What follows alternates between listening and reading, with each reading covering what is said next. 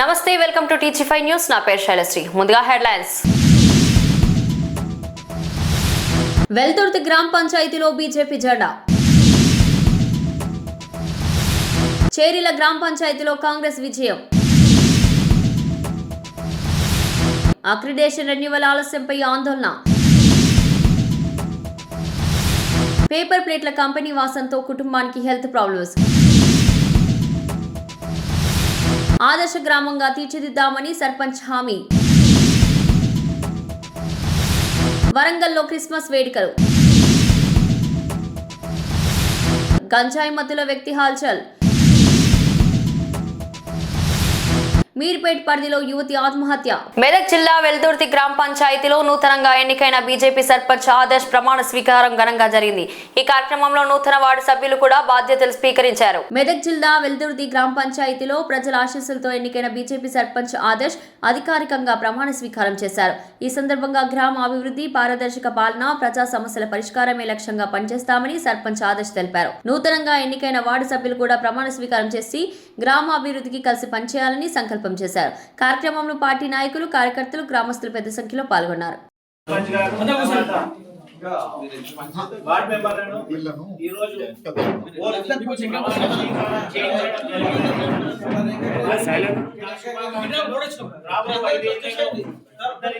దగ్గర ఉండి పనులు చేయించాలని మనస్ఫూర్తిగా కోరుతూ థాంక్స్ అందరికీ. మెదక్ జిల్లా వెల్దుర్తి మండల చేరిల గ్రామ పంచాయతీలో కాంగ్రెస్ సర్పంచ్ అభ్యర్థిగా ఎన్నికైన బంజరవి లావణ్య ప్రమాణ స్వీకారం ఘనంగా జరిగింది. ఈ కార్యక్రమంలో నూతన వార్డు సభ్యులు కూడా బాధ్యతలు స్వీకరించారు. మెదక్ జిల్లా వెల్దుర్తి మండల చేరిల గ్రామ పంచాయతీలో ప్రజల మద్దతుతో కాంగ్రెస్ పార్టీ నుంచి సర్పంచ్ గా ఎన్నికైన బంజరవి లావణ్య అధికారికంగా ప్రమాణ స్వీకారం చేశారు. ఈ సందర్భంగా గ్రామ అభివృద్ధి, సంక్షేమ పథకాల అమలు, ప్రజా సమస్యల పరిష్కారమే లక్ష్యంగా పనిచేస్తామని తెలిపారు. నూతనంగా ఎన్నికైన వార్డు మెంబర్లు కూడా ప్రమాణ స్వీకారం చేసి గ్రామ అభివృద్ధి కలిసి నడవాలని నిర్ణయించారు. కార్యక్రమంలో కాంగ్రెస్ నాయకులు, కార్యకర్తలు, గ్రామస్తులు పెద్ద సంఖ్యలో పాల్గొన్నారు.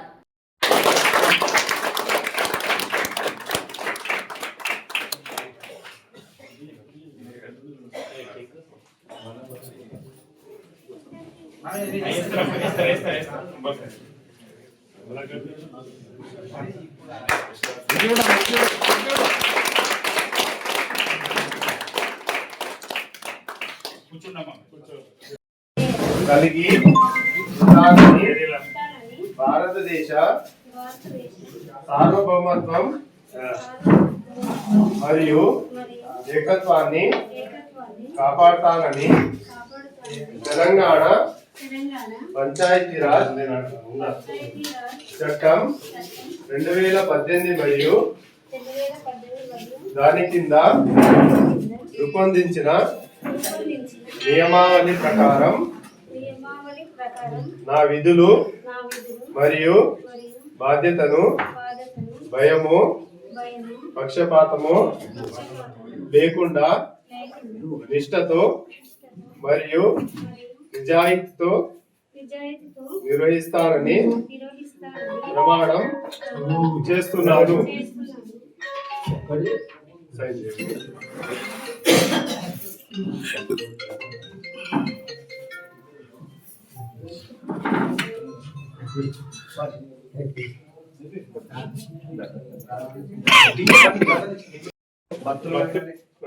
భద్రులైన నేను చేరిల గ్రామ పంచాయతీకి గ్రామ పంచాయతీకి ఉప సర్పంచ్ ఎన్నికైన నేను శాసనం ద్వారా ఏర్పాటు చేయబడిన భారత రాజ్యాంగానికి నిజమైన విధేయత కలిగి ఉంటానని భారతదేశ సార్వభౌమత్వం మరియు ఏకత్వానికి కాపాడుతానని తెలంగాణ పంచాయతీరాజ్ చట్టం 2018 మరియు దాని కింద రూపొందించిన నియమావళి ప్రకారం నా విధులు మరియు బాధ్యతలను భయము, పక్షపాతము లేకుండా నిష్ఠతో మరియు నిజాయితీతో నిర్వహిస్తానని ప్రమాణం చేస్తున్నాను.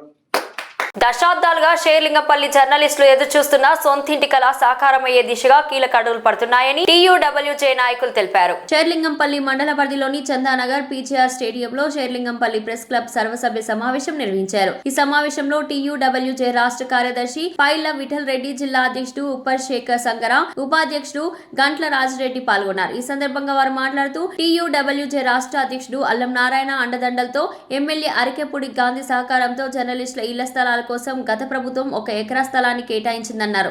జర్నలిస్టుల సంఖ్య అధికంగా ఉండడంతో మరో ఎకరా స్థలం మంజూరు కోసం ప్రయత్నాలు కొనసాగుతున్నాయని తెలిపారు. అర్హులైన ప్రతి జర్నలిస్టుకు న్యాయం చేయడమే లక్ష్యంగా టీయూడబ్ల్యూజే పనిచేస్తుందన్నారు. ఈరోజు షేర్లింగంపల్లి ప్రెస్ క్లబ్ టీయూడబ్ల్యూజే 143కి అనుబంధమైనటువంటి ప్రెస్ క్లబ్ సర్వసభ్య సమావేశం షేర్లింగంపల్లి నియోజకవర్గంలోని చందానగర్ పీజీఆర్ స్టేడియంలో నిర్వహించడం జరిగింది. గత తెలంగాణ వచ్చిన నాటి నుంచి నేటి వరకు జరిగిన పరిణామాలపైన సుదీర్ఘంగా చర్చ జరగడం జరిగింది. ఈ చర్చలో ప్రధానమైనటువంటి అంశం ఏదైతే ఉందో, గత ప్రభుత్వం ఆ రోజు అల్లం నారాయణ గారి యొక్క నాయకత్వంలో మీడియా అకాడమీ చైర్మన్గా ఉండి ఆ రోజు ఉన్నటువంటి ప్రభుత్వంలో ముఖ్యమంత్రి గారి ద్వారా కలెక్టర్కు ఇంప్లైన్ చేసి స్థానిక శాసనసభ్యులైనటువంటి అరికెపూడి గాంధీ గారు వారికి చేయుతగా నిలబడ్డటువంటి ప్రెస్ క్లబ్ షేర్లింగంపల్లి రంగారెడ్డి జిల్లా టీయూడబ్ల్యూజే నాయకత్వం ఎకరా భూమిని సాధించుకున్నటువంటి సందర్భం. ఆ ఎకరా భూమిలో మరి నిర్మాణాలు జరగాలి, త్వరలో జర్నలిస్టులకు సొంతింటి కళ నిజం కావాలనే ఒక లక్ష్యంతో ఈ సమావేశం జరిగింది. అల్టిమేట్గా అంతిమంగా ఒక నిర్ణయానికి వచ్చాం. ఈ నియోజకవర్గంలో మరో యూనియన్గా ఉన్నటువంటి నాయకులతో అవసరమైతే మమేకమై కలిసి వాళ్ళని కూడా కలుపుకొని ముందుకెళ్ళి ఈ జర్నలిస్టుల సొంతింటి కళ నిర్మాణం చేయడం కోసం ఆ ఎకరా భూమిలో వారి నిర్మాణం ప్రారంభించే విధంగా చర్యలు తీసుకోవడంతో పాటు మరి ఇక్కడ ఈ నియోజకవర్గంలో జర్నలిస్టుల సంఖ్య అధికంగా ఉంది. మరి వాళ్ళందరూ కూడా న్యాయం జరగాలంటే ఆ ఎకరా భూమితో పాటు ఇంకో 2 ఎకరాలు 3 ఎకరాలు స్థలం సాధన కోసం నిరంతరం ప్రెస్ క్లబ్ రంగారెడ్డి జిల్లా టీయూడబ్ల్యూజే నాయకత్వం పనిచేస్తుందని చెప్పేసి ఈరోజు తీర్మానం చేయడం జరిగింది. దానికి అనుగుణంగా భవిష్యత్తులో ముందుకెళ్తామని చెప్పి తెలియజేస్తూ, ఈ షేర్లింగంపల్లిలో పనిచేసేటువంటి జర్నలిస్టులు మీరందరూ కూడా బాగా ఆలోచించి ఏదైతే టీయూడబ్ల్యూజే 143 నాయకత్వం పనిచేస్తుందో దాన్ని విశ్వసించి కలిసి రావాలి. కలిసి వచ్చే క్రమంలో ఏ నాయకత్వం మీద విశ్వాసంతో మీరు వస్తే జర్నలిస్టులుగా ఏదైతే నిజాయితీగా పనిచేసేటువంటి జెన్యూన్గా ఉన్నటువంటి జర్నలిస్టులందరికీ కూడా న్యాయం చేసే విధంగా మా నాయకత్వం పనిచేస్తుందని చెప్పి తెలియజేస్తాం. ఉప్పల్ నియోజకవర్గం నాచారం రాఘవేంద్ర నగర్ అన్నపూర్ణ కాలనీలో నివసిస్తున్న ఒక కుటుంబం తీవ్ర ఆరోగ్య సమస్యలతో బాధపడుతుంది. ఉప్పల్ నియోజకవర్గం నాచారం రాఘవేంద్ర నగర్ అన్నపూర్ణ కాలనీలో నివసిస్తున్న మంజూర్ తన ఇంటి పక్కనే ఉన్న పేపర్ ప్లేట్ల తయారీ కంపెనీ నుంచి వస్తున్న తీవ్రమైన కలుషిత వాసన కారణంగా తన కుటుంబ సభ్యులకు ఆరోగ్య సమస్యలు వస్తున్నాయని తెలిపారు. ఈ విషయమై పలుమార్లు జీహెచ్ఎంసీ అధికారులకు ఫిర్యాదు చేసినప్పటికీ ఎలాంటి చర్యలు తీసుకోవడం లేదని వాపోయారు. తన ఆవేదనను వీడియో రూపంలో వెల్లడించిన మంజూర్ సంబంధిత అధికారులు వెంటనే స్పందించి సమస్యను పరిష్కరించాలని కోరారు. అన్నపూర్ణ కాలేజ్లో పేపర్ ప్లేట్ల కంపెనీ ఫ్యాక్టరీ పెట్టింది సార్. మన హౌస్ నెంబర్ 7-7/37 లో ఉంది sir. Raghavendra Annapurna college street number 7 లో వస్తుంది సార్. వాళ్ళు 3 మంత్స్ తీసారు, మొత్తం కాలిపోయిన స్మెల్ వస్తుంది సార్. ఆ పేపర్ ప్లేట్ అది మొత్తం కట్టలు చెప్తారు. ఆ 3 మంత్స్ తీసలేరు. ఆయన పేరు సదానంద్.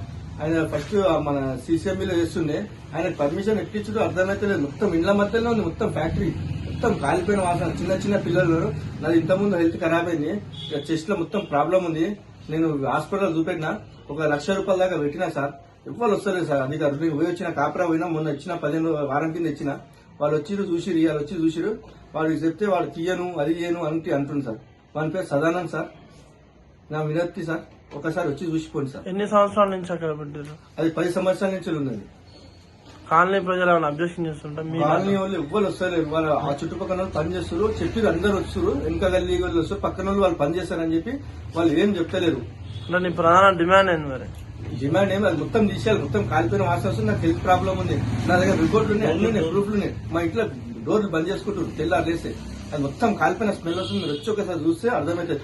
మా అమ్మ ఏజ్డ్ ఉంది, మా అమ్మకి ఇట్లా మొత్తం ప్రాబ్లం ఉంది. మా అన్న వచ్చిండు, మా అన్నకి ఎలర్జీ మొత్తం దురద మొత్తం. ఆయన మొన్ననే సోదీకి వచ్చిన మొత్తం ఎలర్జీ మొత్తం కాలిపోయిన వాసన వస్తుంది. జిహెచ్ఎంసీ సంబంధించిన అధికారులు ఎవరన్నా దాన్ని వచ్చిర్రు సార్, వచ్చిర్రు, ఏమన్నారు వాళ్ళు మరి? వచ్చి చూసిరు. ఒక 2 రోజులు చేద్దామని చెప్పారు. వాళ్ళు వస్తే వాళ్ళకి అటు నేను ఆడిపోతా ఈడిపోతా కమిషనర్ దగ్గర పోతా ఆడిపోతా అంటారు. తీయని అంటున్నాను. ఏం చేయాలి సార్? చేగుంట మండలం అనంతసాగర్ గ్రామంలో నూతనంగా ఎన్నికైన సర్పంచ్ వార్డు సభ్యుల ప్రమాణ స్వీకారం ఘనంగా జరిగింది. చేగుంట మండలం అనంతసాగర్ గ్రామంలో నూతనంగా ఎన్నికైన సర్పంచ్ వార్డు మెంబర్లు special officer Panchayati Raj AE Abhinav Jadhav ఆధ్వర్యంలో ప్రమాణ స్వీకారం చేశారు. ఈ సందర్భంగా సర్పంచ్ మాట్లాడుతూ అనంతసాగర్ గ్రామాభివృద్ధికి ఎల్లవేళలా కృషి చేస్తామని, గ్రామాన్ని ఆదర్శ గ్రామంగా తీర్చిదిద్దడమే తమ లక్ష్యమని తెలిపారు. గ్రామంలో ఉన్న ప్రతి సమస్యను పరిష్కరించేందుకు పాలకవర్గం అందరం కలిసికట్టుగా పనిచేస్తామని చెప్పారు. సమస్య ఏదైనా ఉంటే వార్డు మెంబర్ల దృష్టికి తీసుకువచ్చి వీలైనంత త్వరగా పరిష్కరిస్తామని హామీ ఇచ్చారు. ఈ కార్యక్రమంలో పంచాయతీ సెక్రటరీ రాజేష్ తో పాటుకు పాలకవర్గ సభ్యులు, గ్రామ యువకులు, మహిళలు, గ్రామ పెద్దలు పెద్ద సంఖ్యలో పాల్గొన్నారు. అనంతసాగర్ గ్రామ పంచాయతీ సర్పంచ్ అయిన వెంకటేశ్వర శ్రీధర్ అను నేను శాసనం ద్వారా ఏర్పాటు చేయబడిన భారత రాజ్యాంగం పట్ల నిజమైన నమ్మకం మరియు విధేయత కలిగి ఉండి నేను స్వీకరించబోతున్న విధిని నమ్మకంగా నిర్వహించేదని భగవంతుని పేర సత్యనిష్టతో ప్రమాణం చేయుచున్నాను. నేను చిక్కుడు స్వామి శాసనం ద్వారా ఏర్పాటు చేయబడిన భారత రాజ్యాంగం పట్ల నిజమైన నమ్మకం మరియు విధేయత కలిగి ఉండి నేను స్వీకరించబోతున్న విధిని నమ్మకంగా నిర్వహించదనని భగవంతుని పేర సత్యనిష్టతో ప్రమాణం చేయుచున్నాను. నేను వెంకటేశ్వర సిద్ధరాములు అను నేను శాసనం ద్వారా ఏర్పాటు చేయబడిన భారత రాజ్యాంగం పట్ల నిజమైన నమ్మకం మరియు విధేయత కలిగి ఉండి నేను స్వీకరించబోతున్న విధిని నమ్మకంగా నిర్వహించగలనని భగవంతుని సత్యనిష్టతో ప్రమాణం చేయించున్నాను. నేను గ్రామ పంచాయతీ సర్పంచ్ గ్రామంలో నేను శాసనం ద్వారా ఏర్పాటు చేయబడిన భారత రాజ్యాంగం పట్ల నిజమైన నమ్మకం మరియు విధేయత కలిగి ఉండి నేను స్వీకరించబోతున్న విధిని నమ్మకంగా నిర్వహించేదని భగవంతుని పేర సత్యనిష్టతో ప్రమాణం చేస్తున్నాను. నేను గ్రామ పంచాయతీ సభ్యుడనైన నేను శాశ్వతం ద్వారా ఏర్పాటు చేయబడిన భారత రాజ్యాంగం పట్ల నిజమైన నమ్మకం మరియు విధేయత కలిగి ఉండి నేను స్వీకరించబోతున్న విధిని నమ్మకంగా నిర్వహించదనని భగవంతుని పేర సత్యనిష్టతో ప్రమాణం చేయుచున్నాను. నేను చెప్తే చెప్పండి అమ్మా. గ్రామ పంచాయతీ సభ్యురాలైన నేను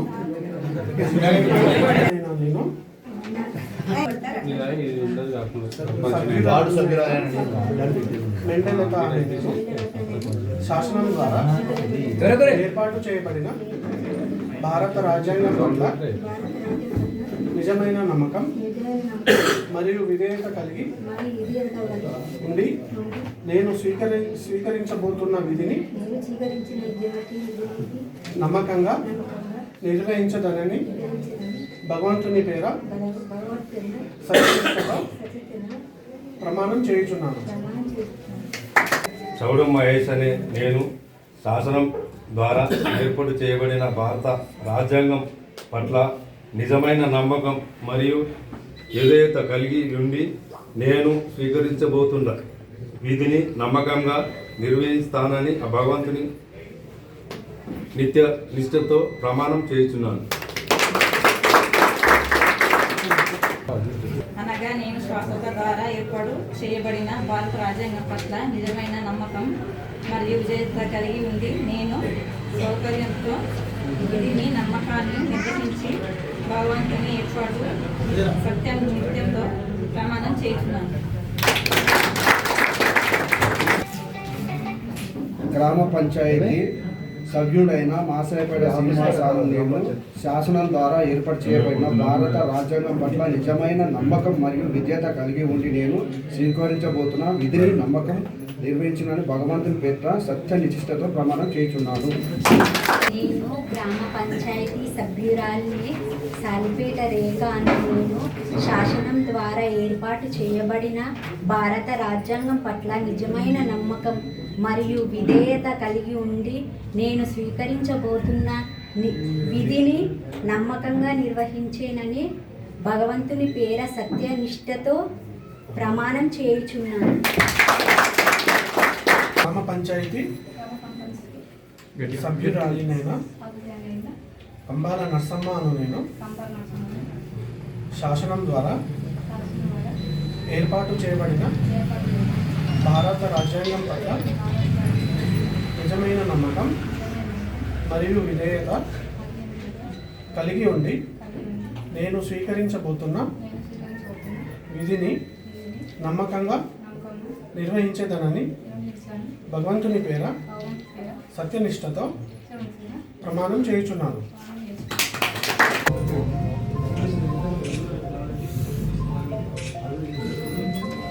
వరంగల్లో క్రిస్మస్ వేడుకలు ఘనంగా ప్రారంభమయ్యాయి. క్రైస్తవుల ప్రధాన పండుగను పురస్కరించుకొని నగరం అంతా పండుగ వాతావరణంతో సందడిగా మారింది. క్రైస్తవుల ప్రధాన పండుగ క్రిస్మస్ ను పురస్కరించుకొని వరంగల్ నగరం అంతా పండుగ వాతావరణం నెలకొంది. వరంగల్ క్రిస్టియన్ కాలనీలో సెయింట్ బాప్టిస్ట్ చర్చ్ రంగురంగుల లైట్లు, విద్యుత్ దీపాలతో అద్భుతంగా ముస్తాబైంది. చర్చ్ ప్రాంగణం అంతా వెలుగుల కలకలలాడుతూ భక్తులను ఆకట్టుకుంటుంది. ఈ సందర్భంగా ప్రత్యేక ప్రార్థనలు, కీర్తనలు నిర్వహిస్తూ యేసుక్రీస్తు జన్మోత్సవాన్ని క్రైస్తవులు భక్తి శ్రద్ధలతో జరుపుకుంటున్నారు. చిన్నారులు శాంటా క్లాజా వేషధారణలో సందడి చేస్తూ క్రిస్మస్ శుభాకాంక్షలు తెలుపుతున్నారు.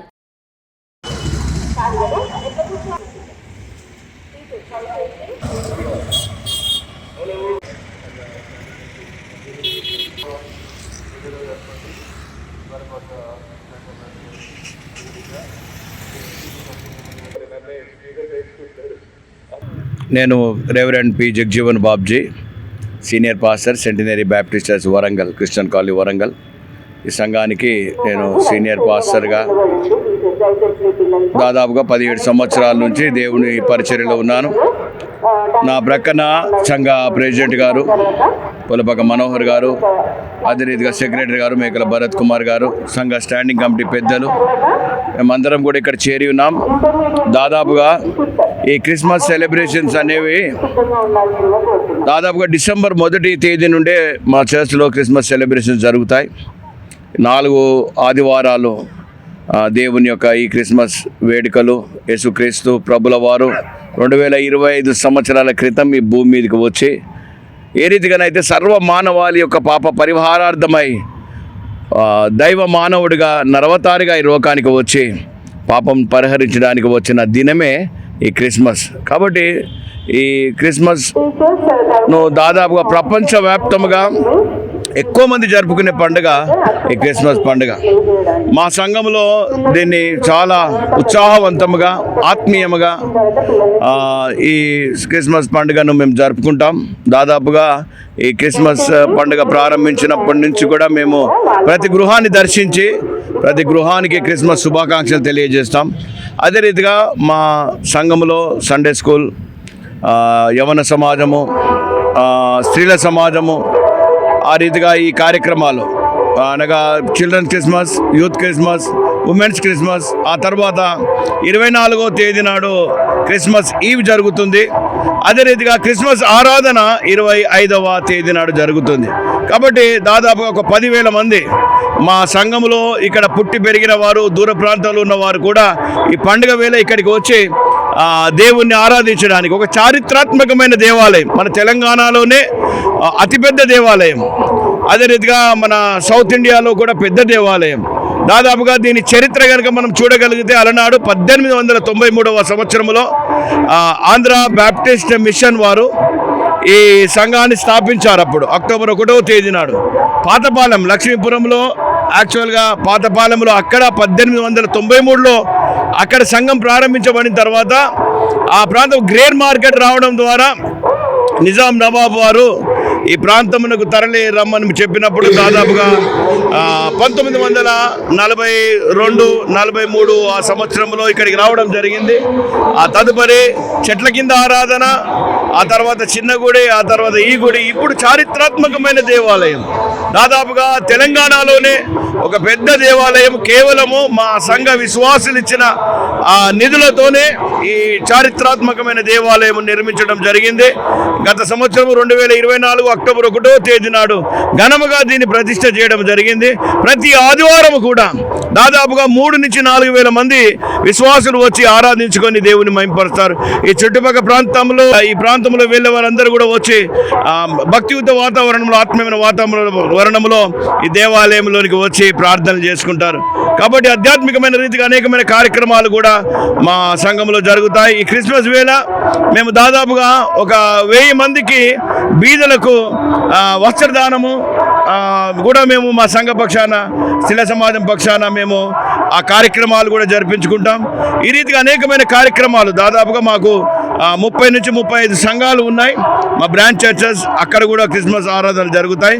కాబట్టి రానున్న నూతన సంవత్సరము ఒక మేలుకరమైన దీవెనకరమైన సంవత్సరముగా మన రాష్ట్రము సుభిక్షముగా ఉండాలని, అందరూ కూడా శాంతి సమాధానంతో ఉండాలని, మన దేశంలో కూడా శాంతి సమాధానాలు ఇవ్వాలని మన దేశ నాయకులకు, రాష్ట్ర నాయకులకు, జిల్లా ప్రజలందరూ కూడా క్షేమముగా సుభిక్షముగా అందరూ శాంతి సమాధానములతో మానవత్వ విలువలు కాపాడుకొని అందరూ కూడా సహోదర ప్రేమను కలుపుకొని ఆ రీతిగా మన దేశమును దేవుడు యేసుక్రీస్తు ప్రభువు దీవించలాగిన మేము ప్రార్థన చేస్తున్నాం. ప్రాముఖ్యంగా TG5 యాజమాన్యానికి ప్రత్యేకమైన వందనాలు తెలియజేస్తూ ఇంకను ఇలాంటి విషయాలు TG5 ఈ టీవీ నెట్వర్క్ బృందం అంతటికి, పత్రికా విలేకరులకు, మిత్రులకు, అశేష త్రినగర ప్రజలందరికీ, రాష్ట్ర ప్రజలందరికీ క్రిస్మస్ శుభములను తెలియజేస్తూ centenary Baptist church Christian colony Warangal సంఘ పక్షాన మీ అందరికి కూడా శుభములను తెలియజేస్తూ దేవుడు మిమ్మల్ని అందరినీ దీవించును గాక. God bless you all.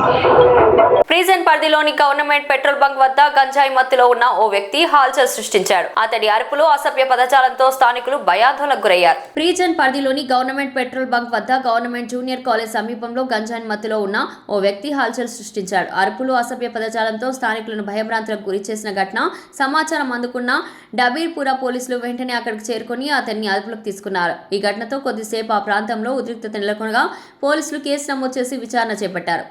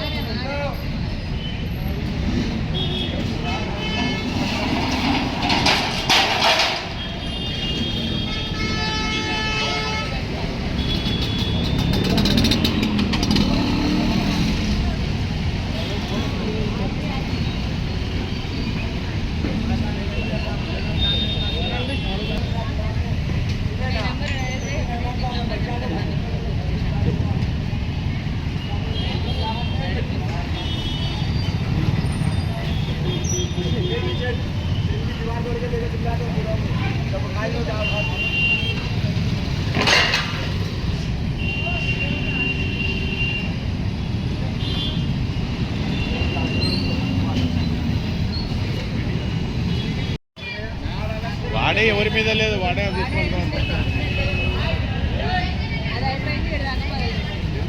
ఏంటని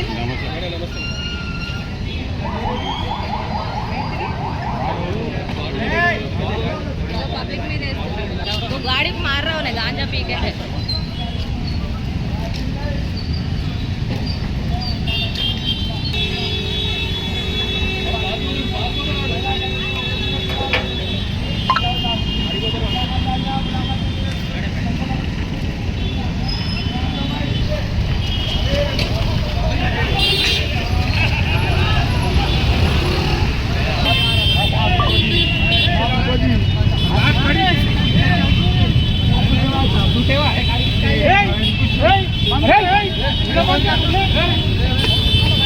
ప్రేమ విఫలమై ఓ యువతి ఆత్మహత్యకు పాల్పడిన విషాద ఘటన Rachakonda commissionerate Meerpet police station పరిధిలో చోటు చేసుకుంది. Rachakonda commissionerate Meerpet police station పరిధిలోని అల్మాస్గూడ SSR నగర్ కాలనీలోని నివసిస్తున్న బీటెక్ 3వ సంవత్సరం విద్యార్థిని విహారిక ప్రేమ వ్యవహారం కారణంగా ఆత్మహత్య చేసుకున్నట్లు పోలీసులు తెలిపారు. స్థానికంగా నివసించే కిషోర్తో కొన్నేళ్లుగా ప్రేమలో ఉన్న నిహారిక అతడు పెళ్లికి నిరాకరించడంతో తీవ్ర మనస్తాపానికి గురై ఈ అఘాత్యానికి పాల్పడినట్లు ప్రాథమికంగా తెలుస్తుంది.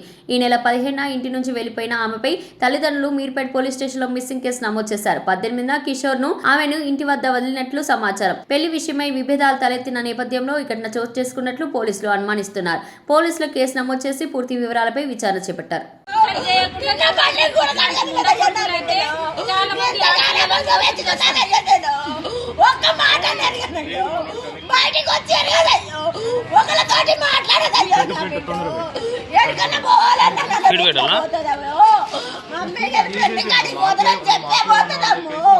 చెప్పకుండా పోదాము చేసిందంటయ్యో, రాత్రి 4 సార్లు ఫోన్ చేసిందంటయ్యో, అలా ఫోన్ కూడా ఎత్తలేదయ్యో. నాకెన్ని ప్రమాణాలు చేసిందమ్మో, అలా చేసుకుంటా అని లాస్ట్కి నేను చేసుకోను అన్నాడు. అయ్యో ఆస్తి ఉందా, 5 రోజులు చేసుకుంటా అన్నాడు. నా పిల్ల పేరు మీద ఆస్తి తీసామని నా పిల్లని చేసుకోనని చెప్పి చేశాడు. అయ్యో అమ్మో అమ్మో అమ్మో అమ్మో, ఆస్తి కోసం నా పిల్లని కుక్క లెక్క చేశాడమ్మో. మేము ఆస్తి ఎప్పుడైతే ఇచ్చేసా అప్పటి నుంచి నా బిడ్డకి నరకం చూపించాడమ్మో. అమ్మో అమ్మో అమ్మో.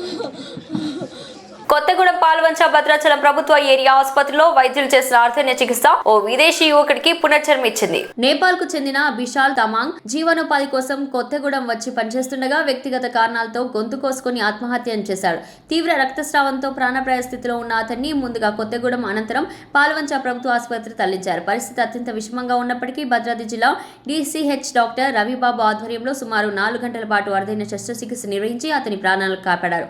అనంతరం భద్రాచలం ప్రభుత్వ ఏరియా ఆసుపత్రిలో 10 రోజుల పాటు వెంటిలేటర్ పై ఉంచి వైద్యం అందించారు. ప్రైవేట్ ఆసుపత్రులు లక్షల రూపాయలు ఖర్చయ్యే చికిత్సను ప్రభుత్వ వైద్యులు ఉచితంగా అందించి మానవత్వానికి మారుపేరుగా నిలిచారు.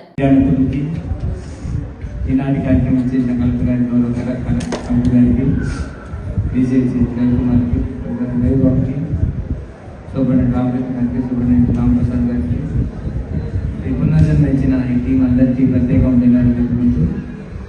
నిజంగా ఈరోజు దీనికి ముఖ్యంగా పునాది వేసింది ఈ విశాల్ ఫ్యామిలీకి, రవిబాబు అని చెప్పాలి. దీనికి ముఖ్యంగా అధికారుల సపోర్ట్ చాలా అవసరం ఉంది. గత కమిషనర్ సపోర్ట్ మా టైంలో ఎలా ఉంటుందంటే మేము చేసేప్పుడు కూడా ఏదైనా కేసు కమిషనర్ ఏమంటే మనకి తలకాయ నొప్పి హైదరాబాద్ పంపించకపోయారా, విజయవాడ పంపించకపోయారా, అప్పుడు అలా చెప్తా ఉండేవాడు. ఇంకేదన్నా వాస్తవంగా ఏదైనా కేసు చనిపోయాము, ఇప్పుడు ఆయన జరిగిన ఇన్సిడెంట్లో fourth class, first class, second class, third class, fourth class ఉంటుంది. ఆ ఇంజనీర్స్కి వెళ్ళాడు ఆయన. ఆ క్లాస్లో కూడా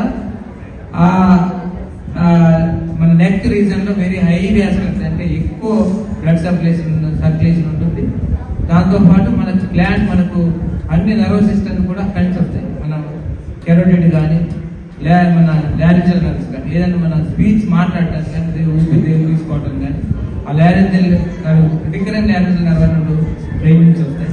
అవన్నీ కూడా దానికి అటాచ్ అయి ఉంటాయి. దాదాపుగా మనం నిజంగా ఆయనకి పునర్జన్మ ఇవ్వాలని శ్రీ సీతారామచంద్ర స్వామి మన కలెక్టర్ గారు అన్నట్టుగా వారు పునర్జన్మ ఉందని చెప్పాలి. అన్ని తప్పించుకుంటూ ఆ క్లాట్స్ వరకు వెళ్తే రవిబాబు సెకండ్ జన్మ ఆయనకి ఇచ్చినట్టుగా మరి నయా జన్మ. హైదరాబాద్ లో అవుట్ సోర్సింగ్ ఉద్యోగులను దినసరి కూలీలుగా మార్చే కుట్రలను తక్షణమే ఆపాలని డిమాండ్ చేస్తూ ఖైరతాబాద్ జలమండలి కార్యాలయం ముందు కాంట్రాక్ట్ ఉద్యోగులు బైఠాయించారు. అవుట్ సోర్సింగ్ ఉద్యోగులను డైలీ వేజ్ లేబర్ గా మార్చే ప్రయత్నాలను వెంటనే నిలిపివేయాలని డిమాండ్ చేస్తూ ఖైరతాబాద్ జలమండలి ప్రధాన కార్యాలయం ముందు కాంట్రాక్ట్ ఉద్యోగులు ధర్నాకు దిగారు. ప్లే కార్డులతో గేటు ముందు బైఠాయించిన ఉద్యోగులు భద్రత లేని టెండర్లను రద్దు చేయాలని, శ్రమ దోపిడిని ఆపాలని, జీవో నెంబర్ 60 అమలు చేసి ఉద్యోగ భద్రత కల్పించాలని డిమాండ్ చేశారు. సుమారు 200 మంది ఉద్యోగులు ప్రభుత్వానికి వ్యతిరేకంగా నినాదాలు చేయగా పరిస్థితిని అదుపులో ఉంచేందుకు ఖైరతాబాద్ పోలీసులు గట్టి బందోబస్తు ఏర్పాటు చేశారు. సమస్యలు పరిష్కరించే వరకు పోరాటం ఆగదని ఉద్యోగులు హెచ్చరించారు. భవిష్యత్తు మేము కోరుకునేది చాలా చిన్నదంటే చిన్న సాయం. మీ ఈ చిన్న సాయం గురించి మేము ఇంత కష్టపడాల్సి వచ్చిందంటే మా దురదృష్టకరం. ఇప్పుడు మేము తీసుకునే సాలరీకి ఇప్పుడు కమిషన్ బేసిక్ లో తీసుకొస్తే దాంట్లో సగం కూడా ఎవరికి రాదు. ఎందుకంటే మొత్తం ఫ్రీ స్కీమ్లని ఆ స్కీమ్లని మొత్తం పేమెంట్ చేసే వారి సంఖ్య గణనీయంగా తగ్గింది. మొత్తం అందరూ రోడ్ మీద పడతాం. ఇప్పటికీ మేము ప్రతి నెల ఏ నెల కూడా జీతం ఇంటికి తీసుకుపోయిన చరిత్ర లేదు. ప్రతి జీతం ఎప్పుడు వచ్చినా అది క్రెడిట్ కార్డు బిల్ కట్టడికే సరిపోతుంది. చాలా మంది ఏమనుకుంటారు అంటే మా మీద ఒక అపోహ కూడా ఉంది. అంటే మన దీన్ని ఏమంటారు, మాకు ESIPF కూడా కరెక్ట్ ఒక దగ్గర 8-9 నెలల నుంచి మాకు అసలు కట్టట్లేదు. అది మళ్ళా ఇప్పుడు ఈ కమిషన్ బేసిక్ కనుక తీసుకొస్తే మాత్రం ఏ మాత్రం అసలు ఎవరికి కుటుంబాలు పోషించుకోలేము, రెంట్లు కట్టుకోలేము, రోడ్డు మీద పడతాయి. దయచేసి మేము అడిగే చాలా చిన్న సాయం, ఉడత సాయం. మీరు కనుక మాకు ఈ ఒక్క హామీ నెరవేరిస్తే రెట్టించిన ఉత్సాహంతో మీ మొత్తం టోటల్ ఇంకా చాలా బాగా పనిచేసి మిమ్మల్ని ఎంట్రీ చేసినందుకు చాలా మంచి పని జరిగింది. మీతోనే మీ శబాస్ అనిపించుకోండి కంపల్సరీగా. దయచేసి మాకు మీ రిక్వెస్ట్ ప్లీజ్ మా యొక్క చిన్న కోరిక అది మీరు తెలుసుకుంటే అవుతుంది. ఇంకా ఈ దీని వల్లనే మీకు ఇంకా బోర్డుకు మంత్లీ ఖర్చు చాలా తక్కువలోనే బెటర్ పని అయిపోతుంది. ఇప్పుడు మీరు చేసే విధానంలో మీకు అయ్యే ఖర్చు ఎక్కువ, బోర్డుకు వచ్చే ఆదాయం ఎంతో మాకు వచ్చే ఆదాయం ఎంత పక్క పెడితే లాసే అవుతుంది కానీ మీకు లాభం ఉండదు. మా ఈ కోరిక దయచేసి మీరు తీర్చి మమ్మల్ని ఆ ఫోటోలు ఎక్కిచ్చేస్తాయంటే మేము రెట్టించిన ఉత్సాహంతో చాలా బాగా పనిచేస్తాం. కొంచెం నలుగురు వాళ్ళతో కోఆర్డినేషన్ చేసుకొని ఇంతకుముందు కంటే బెటర్ రిజల్ట్ కూడా మేము తీసుకురాగలుగుతాం. మేము అసలు మాకు అసలు చాలా ఇబ్బందికరంగా ఉంది. దయచేసి విన్నవించుకుంటున్నాం. ప్లీజ్ మా అందరినీ IMS ఫోటోలు ఎక్కించాలని వినతి చేసుకుంటున్నాం. రాష్ట్రంలో పనిచేస్తారని చెప్పి మన ప్రభుత్వం ఫైనాన్స్ డిపార్ట్మెంట్ ద్వారా రిలీజ్ చేసింది. అంటే ఒక్క జలమండలిలో ఏజెన్సీల అధికారులు ఇన్ని కోట్లు ఉంటే మరి రాష్ట్రంలో 4.5 లక్షల మంది పైచిలకు ఉద్యోగస్తులను ఎన్ని వేల కోట్ల రూపాయల ఏజెన్సీల చేతిలో పోతుందో కూడా ప్రభుత్వం ఆలోచన చేయాలి. ఇలా కష్టపడేది మేము రాష్ట్రంలో, ఇలా అవుట్ సోర్సింగ్ ఉద్యోగం లేకపోతే ఇలా మన మీటర్ ఇక్కడ జలమండలం మీటర్ లీటర్ పోతే ఇలా రాత్రి బిల్లులు ఆగిపోతాయి. మరి ఎట్లా నడుస్తుందండి బోర్డు? ఇలా కొన్ని వందల కోట్ల రూపాయలు బిల్లుల ద్వారా వస్తా ఉన్నాయి. మరి రాష్ట్రంలో అందరూ చెప్తే ఏజెన్సీలను కూడా అందుకే అంటున్నాం, ఈ వేల కోట్ల రూపాయల అక్రమాలకు టెండర్లు ఇస్తున్నటువంటి ఏజెన్సీలను అధికారులను అందరినీ కూడా ఇది రద్దు చేసి ప్రభుత్వమే ఒక భద్రత ఇవ్వాలని చెప్పి మేము కోరుకుంటున్నాం. మరొకసారి జలమండలిలో 673 మంది జీవితాలు రోడ్డు మీద పడేలాగా ఉన్నాయి. ఎందుకంటే గత 20 సంవత్సరాల నుంచి జియో 60 ప్రకారంగా మేము చేస్తున్నాము. రెవెన్యూ తెచ్చేది మేము బోర్డుకి. కానీ ఈ రోజు ఏంటంటే IFMS పోర్టల్ ఎంట్రీ చేయమని చెప్పేసి మేము అడుగుతూనే దాన్ని ఏంటంటే జియో మార్చారు. అదే ఒకవేళ నిజంగానే మేము సైలెంట్ గా ఉంటే ఈ పోర్టల్ అనేది రాకపోయి ఉంటే ఇదే జియో ప్రకారం కంటిన్యూషన్ చేసేది కదా. మేము అడగడమే తప్ప అరే మా అందరి తెలంగాణ రాష్ట్రం మొత్తం మీద 5 లక్షల మంది ఉద్యోగులు పనిచేస్తున్నారు అని చెప్పేసి వాళ్ళు లెక్కలు ఇస్తున్నారు. ప్రతి డిపార్ట్మెంట్ నుంచి లెక్కలు ఇస్తున్నారు. మేము కూడా అందులో లెక్కలు ఉండాలి కదా, ఎందుకంటే మేము కూడా అవుట్ సోర్సింగ్ విధానంగా పనిచేస్తున్నాం కదా అని చెప్పేసి అడిగితే ఇదేదో బయటపడుతుందని చెప్పేసి లెక్కలు బయటపడతాయని చెప్పేసి ఎంబడి రాత్రే జియో మార్చి ఎటువంటి పద్ధతి లేని అలా జీతం కూడా ఎంత అని చెప్పలేదు. ఇప్పుడు వాళ్ళు ఏమంటున్నారు 11 రూపాయలు 15 రూపాయలు అంటున్నారు. అలా మాకు ఇచ్చేది 5 రూపాయలు 6 రూపాయలు ఇస్తే 1000 బిల్లులు ఉంటాయి. ఒక్కొక్కరికి 1000 బిల్లులు అంటే 5 రూపాయలు అంటే ఎంత అవుతుంది? 5,000 రూపాయలు జీతం వస్తుంది. అదే ఇప్పుడు ఫ్రీ వాటర్ స్కీమ్ ఏమంటున్నా ఏదైతే ఇంతకుముందు తీసుకొచ్చిన ఫ్రీ వాటర్ స్కీము దాని వల్ల 100 రిసిప్ట్లు మాత్రమే అవుతాయి. దాన్ని ఏం చేసిర్రు, ఇంకా మమ్మల్ని ఆన్లైన్ లో కట్టిపియండి అని చెప్పేసి మాకు అలవాటు చేపించి ఈ రోజు 100 రిసిప్ట్లు వస్తాయి. 100కు ఎంత 800 రూపాయలు అంటున్నారు. 100 × 8 ఎంత 800 రూపాయలు. 5,000 ప్లస్ 800 ఎంత 5,800 రూపాయలు జీతం వస్తే దానికి ఏంటి ఇంకా పెనాల్టీ అని పెట్టారు. ఆ పెనాల్టీలకు 10 రూపాయలు అంట మాకు ఇచ్చేది. 5 రూపాయలు అయితే పెనాల్టీలు 10 రూపాయలు రిటర్న్. ఆ రిటర్న్ మేము గవర్నమెంట్ కే ఉల్టా కట్టియాలి. మేము అసోంటప్పుడు మేము ఎందుకు ఇంకా ఉండి ఇక్కడ తీసేస్తే మొత్తానికి వ్యవస్థను తీసేయి, లేదంటే అందరి జీవితాలు 673 మంది జీవితాలను బాగుపడే విధంగా ఏదైతే జియో 60 ఉన్నదో ఆ జియో 60 ప్రకారమే ఇంతకుముందుకు ఏదైతే రీసెంట్ గా కంటిన్యూ అవుతుందో అదే వేతనం ప్రకారం జియో 60 ప్రకారమే అవుట్ సోర్సింగ్ కింద శాంక్షన్ పోస్టులు తెచ్చుకోండి. ఏమన్నారంటే రేవంత్ రెడ్డి మన కోదండం సార్ గారు వచ్చారు MD దగ్గరికి. వస్తే ఏమన్నాడు, సార్ శాంక్షన్ పోస్టులు లేవు సార్, నేను శాంక్షన్ పోస్ట్ లెటర్ రాస్తున్నా అన్నాడు. రాసేటప్పుడు మరి శాంక్షన్ పోస్ట్ వచ్చేదాకా వెయిట్ చేయాలి కదా. శాంక్షన్ పోస్ట్ వచ్చేదాకా ఏమంటారు వాళ్ళు CS వాళ్ళు ఏమంటారు అనేది మీకు సమాధానం తెలిసిన తర్వాత టెండర్ వేసుకోండి వద్దంటే. కానీ మీకు అక్కడ లెటర్ పంపించలేదు. అంతకన్నా ముందుగా లెటర్ పంపించింది ఎప్పుడు మన 18 తారీఖున లెటర్ పంపించిండు పర్మిషన్ గురించి. టెండర్ వేసిండేమో 3 తారీఖు. అంటే వీళ్ళకి ఏంది ఇప్పుడు ఈ IFMS పోర్టల్ ఎక్కిస్తే లెక్కలన్నీ బయటపడతాయని చెప్పేసి దాని గురించి మొబైల్ అనేది రాత్రి జియో మారిస్తే ఏమవుతుంది, అధికారులు అడుగుతారు మీ దగ్గర కింద మంది పనిచేస్తారు మరి వీళ్ళు ఎక్కేందుకు వెళ్ళదు అంటే వీళ్ళు డైలీ వైజ్ కిందకి వస్తారు సార్ అని చెప్పి తప్పించుకోవడానికి మాత్రమే ఇప్పుడు టెండర్ ముందర తీసుకొని వచ్చారు. మేము ఒకటే చెప్తున్నాము, ఎవరి మీద నా మీద కోపం ఉంటే MD గారికి కావచ్చు ఇంకెవరికైనా అధికారులు కావచ్చు నా మీద కోపం ఉంటే నన్ను తీసేయండి పర్లేదు. కానీ 673 మంది జీవితాలు నష్టం అవుతాయి. కాబట్టి ఏంటంటే వాళ్ళందరినీ ఊహించుకొని మనసులో పెట్టుకొని వాళ్ళందరూ టెండర్ వల్ల జీవితం కోల్పోతాము, జీతం అనేది రాదు. ఏం నష్టం అంటే ఉద్యోగ భద్రత ఉండదన్న. ఉద్యోగ భద్రత లేబర్ కింద అయితే మేము 3 నెలల నుంచి జీతాలు డైలీ వైజ్ కిందికి కన్వర్ట్ చేస్తారు మమ్మల్ని. డైలీ వైజ్ కిందికి కన్వర్ట్ చేస్తే ఏమవుతుంది అంటే రేపు పొద్దున ఏదైతే ఇప్పుడు ప్రజాప్రభుత్వం ఏదైనా మంచి అవకాశం తీసుకుందనుకో మేము అవుట్ సోర్సింగ్ కింద రాదు. 4,674 మంది పనిచేస్తారు. ఇలా వాళ్ళందరికీ ఇచ్చి మా ఒక్కరికే ఉద్యోగ భద్రత లేదంటే ఎట్లా? 673 మందికే మీకు ఇబ్బంది అవుతుందా? ఇప్పుడు ఏదైతే నిన్న దాకా రిజల్ట్ కంటిన్యూ అయ్యిందో అదే విధంగా ఫిక్స్డ్ వేతనం కింద జియో 60 ప్రకారమే మాకు వేతనాలు ఇవ్వాలి. ఏదైతే ఇప్పుడు టెండర్ ఉందో టెండర్ రద్దు చేయాలని చెప్పేసి ముఖ్యంగా కోరుకుంటున్నాము. ఏదైనా కోపం ఉంటే ఈ మీద కొట్టండి, ఇక్కడ కడుపు మీద కొట్టకండి అని చెప్పి అయితే చెప్తున్నాం. మేమైతే 1800 మంది ఉన్నారు. ఆ 1800 మందికి ఒకటే ఏజెన్సీ, కానీ లైన్మెన్లు 1800 మందికి ఒకటే ఏజెన్సీ. కానీ ఈడేందంటే దృష్టి ఏంటంటే 673 మంది ఉన్నాము బిల్ కలెక్టర్లు. వాళ్ళకి ఎంత 10 మంది ఏజెన్సీలు, సబ్ కాంట్రాక్ట్ లెక్క 13 మంది, మొత్తం 23 మంది ఏజెన్సీలు ఉన్నారు. ఎందుకున్నారు? వీళ్ళ లాభం ఉంది కాబట్టి వీళ్ళు మా మీద మా యొక్క రక్తాన్ని తాగుతున్నారు. వీళ్ళు వెంటనే జియో 60 ప్రకారం తీసుకొని శాంక్షన్ పోస్టులు తెచ్చుకొని సింగిల్ ఏజెన్సీ విధానంగా మాకు కూడా ఉద్యోగ భద్రత కల్పించాలని చెప్పేసి ఈ ప్రజాప్రభుత్వాన్ని వేడుకుంటున్నాం. ఒకవేళ జీవో ఎన్నిక తీసుకోకపోతే మీ కార్యాచరణ ఈ యొక్క జీవోని వెనక తీసుకోకపోతే ఆమరణ నిరాదీక్షకైనా రెడీ. ఎందుకంటే మేము అన్యాయం అడుగుతలేము, ఎవరి సొమ్ము మాకు పెట్టమంటలేము. కావాల్సింది ఏంటంటే మా బోర్డు నడవాలన్నా మేము ముందటుంటే నడుస్తుంది. సరే ఈ వ్యవస్థ లేని బోర్డు నడుస్తుంది అంటే తీసేయండి వ్యవస్థను. కానీ మేము నిరంతరంగా పనిచేసేటోళ్ళం కదా, నిరంతరంగా పనిచేసేటానికి లేబర్ ఎందుకు? వాళ్ళకు లేబర్ పేరు మీదనేమో వాళ్ళకు లక్షలు ఇస్తారు. ఇప్పుడు ₹1,00,000 ఇస్తారు. మొత్తం ఇప్పుడు లెక్క చేస్తే ఏమైతుందంటే 1,90,92,00,000 రూపాయలు అవుతుంది బిల్లులు ఇప్పుడు నెలకి. మాకు ఇప్పుడు ప్రజెంట్ ఉన్న విధానం ప్రకారం ఎంత 104 ఓన్లీ ₹1,04,00,000 జీతం అయిపోయింది. దగ్గర 90 లక్షల రూపాయలు బిల్లులు ఎక్కువ అవుతున్నాయి. దానివల్ల మాకు ఇచ్చిన మేము నిన్న బాగుంటాం కదా, గుర్తు చేసుకుంటాం కదా ప్రభుత్వాన్ని. కానీ అనవసరంగా ఎవరికో దోపిడీదారుల చేతులు ఎందుకు పెడుతున్నారు? మా యొక్క జీవితాలను బాగుపడతాయి కదా, అదే వేతనం పెంచాలనుకుంటే మాకు పెంచండి కష్టపడేటోళ్లకు. అంతేగాని ఈ యొక్క ఏజెన్సీలను ప్రోత్సహించకండి, మా యొక్క బతుకులతోని ఆడుకోకండి అని చెప్తాం. ఇప్పటికే ఒక్కొక్కరికి దగ్గర 4 నెలల నుంచి 3 నెలల నుంచి జీతాలు లేవు. ESIPF లో 6 నెలల నుంచి కడతలేరు. ఇప్పుడు మీ చేతులు ఉండి మేము అవుట్ సోర్సింగ్ ప్రకారంగా జియో 60 ప్రకారం ఉంటేనే కడతలేరు. రేపు పొద్దున ఈ వ్యవస్థ తీసేసి లేబర్ కిందకి వేస్తే వాళ్ళు కడతారని గ్యారంటీ ఏముంది? ఇంత ముందుకే ఒక్కొక్కరు 1.5 year జీతాలు కొట్టుకొని పోయారు ఏజెన్సీ వాళ్ళు అని కంప్లైంట్ ఇస్తే కూడా వాళ్ళ మీద స్పందన లేదు. వాళ్ళ టెండర్లు ఏం చేస్తారు అంటే వాళ్ళు లైసెన్స్ రద్దు చేస్తారు, వాళ్ళు ఇంకో కొత్త పేరు పెట్టుకొని ఇంకో కొత్త పేరుతో టెండర్ మళ్ళీ ముందరికి వస్తారు వాళ్ళు. కానీ ఈ వ్యవస్థను మాత్రం వదిలిపెట్టట్లేదు వాళ్ళు. కూడా వాటర్ బోర్డ్ లో వర్క్ చేస్తుంటే మా జాబ్ కి సెక్యూర్ లేదు, టైం కి శాలరీ రాదు. వర్క్ ఏమో బోర్డు గురించి చేస్తున్నాం, బోర్డు కి సర్వీస్ చేసి ఇవాళ అధికారులకు లక్షల జీతాలు వస్తున్నాయి. మాకు ఒక మినిమం శాలరీ కూడా రాకుంటే మా ఇల్లు ఎట్లా నడుస్తుంది, మా జీవితాలు ఎట్లా బాగుపడతాయి? 15 years అంటే మా ఒక జీవితంలో 50% జీవితం బోర్డుకి సర్వీస్ ఇచ్చేసినాక మళ్ళా టెండర్ ఏజెన్సీ తెచ్చేసి శాలరీ రాలే అని అడిగితే ఆ విధానంకి ఇప్పుడు నైట్ కి చేంజ్ చేసేసిండ్రు. మేము పోయి ప్రజా దర్బార్లో కూడా చెన్నారెడ్డి సార్కి అడిగితే బోర్డుకి పోయి అక్కడి నుంచే కాల్ చేసిండ్రు. సార్ ఇక్కడ ఎక్పిస్తా అని MD గారు మాకు హామీ ఇచ్చి ఒక 5 days మళ్ళీ చేంజ్ చేసేసాం. ఇది చాలా రాంగ్. మీకు సర్వీస్ ఇస్తున్నాం సార్, ఈ మీద కొట్టండి, ఏమంటారు కడుపు మీద కొట్టకండి సార్ ప్లీజ్. మా ఒక రిక్వెస్ట్ ఏమంటే మాకు మినిమం శాలరీ ఇంకా మా జాబ్ సెక్యూర్ ఉండాలి. ఇది ఒక మా రిక్వెస్ట్ ఉంది.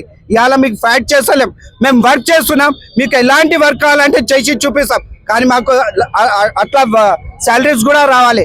శాలరీ 3-4 months రాకుంటే ఇంకా ఒక మినిమం బేసిక్ లేకుంటే ఎట్లా వర్క్ చేస్తాం? ఇవాళ మనం అందరం వచ్చేది శాలరీ గురించే.